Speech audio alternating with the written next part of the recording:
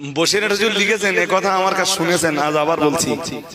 বসিরহাট হুজুর দাদা হুজুরের জীবনী লিখতে লিখতে লিখেছেন যে জনাব পীর সাহেব কেবলা জি 50 বছরের বেশি সময়কাল এদেশের মাটিতে ওয়াজ নসিহত করেছেন।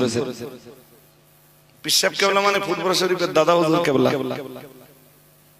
তো কখনো হুজুরকে নজরানা দেওয়া হতো, আর কোন কোন মজলিসে হুজুরকে নজরানা দেওয়া হতো না। তো যখন নজরানা না দেওয়া হতো, ভক্ত অনুরক্তরা বুঝতে পারতেন যে আজকে হুজুরকে নজরানা দেয়নি। ভক্তরা জিজ্ঞেস করতেন, বলতেন হুজুর আজকে এখানে ওয়াজ করলেন, তা এরা আপনার পয়সা দিল না?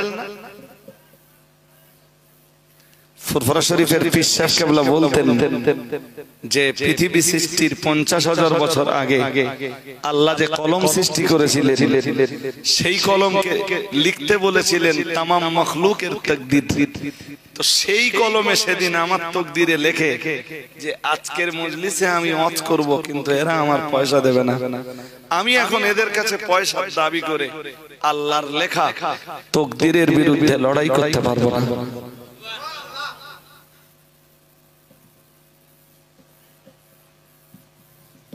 কি আমার কথা বুঝতেছেন নাকি?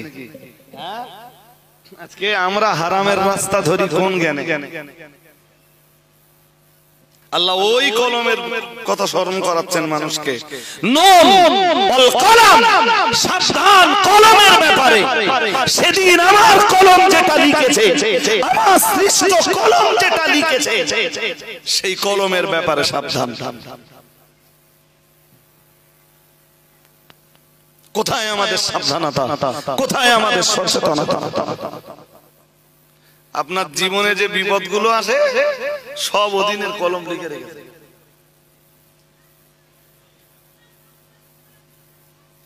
কথা শুনছেন নাকি?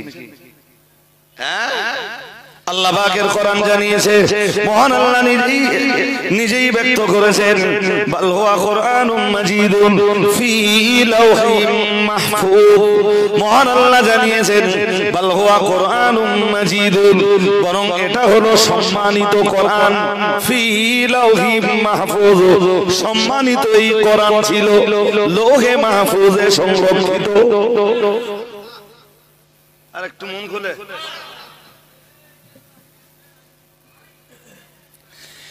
এই কলম সৃষ্টি করার পরে আর লৌহ সৃষ্টি করার পরে আল্লাহ কলমকে নির্দেশ দিলেন, কলম কিয়ামত পর্যন্ত যা কিছু আসবে পৃথিবীতে তুমি সবার তাকদীর লিখে ফেলো।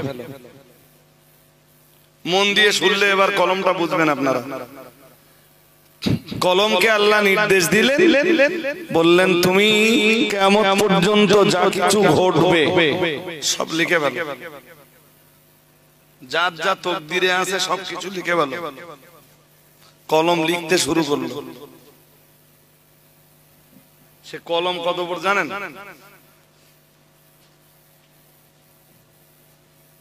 সে খবর আপনাদের কাছে নেই, আছে? হ্যাঁ, তাফসীর কারকরা লিখেছেন সে কলমের সাইজ মা বাইনাস সামাই ওয়াল আরদ, আসমান আর জমিনের দূরত্ব যেমন, সে কলম এর চেয়ে বড়। আরেকটু গল্প শোনাচ্ছি, বলেন। মনে মনে হতে পারে যে হুজুর এত বড় কলম আল্লাহ রেখে লোক কোন জায়গায়? হ্যাঁ, একটু যারা দুর্বল ঈমানের অধিকারী তাদের মনে এই প্রশ্ন জায়গাটা স্বাভাবিক যে এত বড় কলম আল্লাহ হ্যাঁ রেখেছিল কোথায়? কুয়ার ব্যাং সমুদ্র সম্বন্ধে কি আইডিয়া রাখে? কথা বলেন। যে ব্যাং কুয়ায় থাকে সমুদ্রের কোনো আইডিয়া ওর আছে? পুকুরের আইডিয়া ওর আছে? নদীর আইডিয়া ওর আছে? সমুদ্রের আইডিয়া তো বহু দূরের কথা, একটা খানা খন্দরের আইডিয়া ওর। তা আমার কাছে জ্ঞান আল্লাহ দিয়েছে না, এসব জ্ঞান সব ওই কুয়ায় সীমাবদ্ধ। তা মনে হয় বলা বেশি হয়ে গেছে।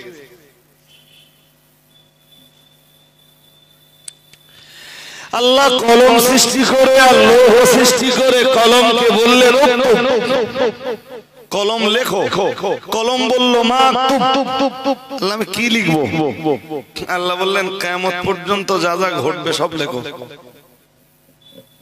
আপনার জীবনে যা যা ঘটেছে, আমার জীবনে যা যা ঘটেছে, আমাদের সবার জীবনে যা যা ঘটেছে, ঘটছে এবং যতদিন বাঁচবো ঘটবে, সব বলো ওই কলম লিখে দিয়েছে। तमाम সৃষ্টির তকদির ওই কলমে লিখে দিয়েছে। আরেকটু নবীজি এবার বলেছেন জাফাল কলম, জাফাল শুনছেন নাকি? জাফাল কলম, কলমের কালি শুকিয়ে গেছে। আপনার তকদিরে সেদিনের কলম যা লিখেছে তার চাইতে বেশিও হবে না, তার চাইতে কমও হবে না। যেদিন আপনার মউত লেখা, হাজারো চেষ্টা করেও আপনি পৃথিবীতে তার চাইতে বেশি দিন বাঁচতে পারবেন। কলমের কালি শুকিয়ে গেছে এর মানে হলো নতুন করে কিছু লেখাও হবে না, আর যেটা লেখা হয়েছে ওটা কেটেও দেওয়া না। মহান আল্লাহ এই যে কলমের কসম করছেন, নুন ওয়াল কলম, মহান আল্লাহ এই যে কলমের কসম করছেন, কলমের কসম, এই যে কলমের শপথ আল্লাহ করেছেন। এখানে কলম বলতে ওই কলম যে কলম পৃথিবী সৃষ্টির আগে तमाम মখলুকের তকদির লিখে দেয়।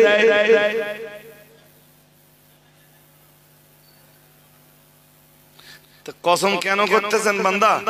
তো তকদিরে যা লেখা আছে তার চেয়ে বেশি কিছু হবে না, আর তার চেয়ে কমও কিছু হবে না। এবারে তুই হালাল রাস্তা ধরলো যা হবে, তুই হারামের পথ ধরলো এবার তোর ব্যাপার। ফাহাদাইনাহু সাবিলা ইম্মা শাকিরা ওয়া ইম্মা কাফুরা।